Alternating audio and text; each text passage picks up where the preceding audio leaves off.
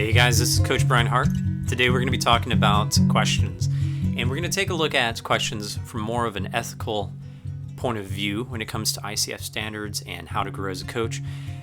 In our Powerful Questions series, we talk about how open-ended versus closed-ended questions is the most basic, almost too light of a way to describe the difference between regular questions and powerful questions. There are so many distinctions and subtleties that you can bring into asking powerful questions that the whole idea between closed-ended versus open-ended is really minor. Now, just as a reminder, for those who are new to coaching, closed-ended questions are those that generally are answered by either a yes or no. Open-ended questions are questions that open up the conversation. There are a lot of ways to open up the conversation.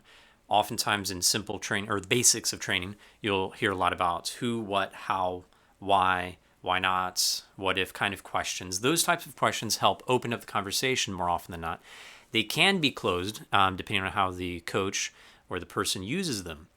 But if a conversation is at all, like if you're submitting your coaching call to the ICF or to your trainer, and they are hearing too many closed-ended questions, that will be an automatic fail at any level of credentialing because you've stepped out of coaching. And so this is kind of the negative video when it comes to the importance of powerful questions. What happens when a conversation focuses on closed-ended questions? What happens is that you get almost a directed path that every time you come to a pause in the conversation, there's a fork, a two-pronged fork in the road that the client has to choose from. And those two forks are created by the coach, putting him or her into the position of the expert.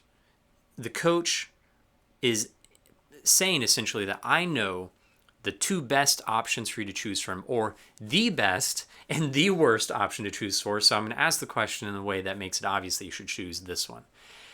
In essence, the coach is being the master, the parent, overly guiding the client, almost patronizing the client by narrowing the field of play. It's no fun being in a conversation where every single question that you're asked is a closed-ended question. It feels like leading the witness.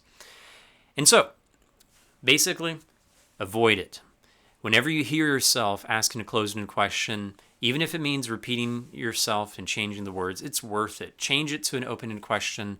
Catch yourself, listen to your calls, and anytime you hear those closed-ended questions, catch them.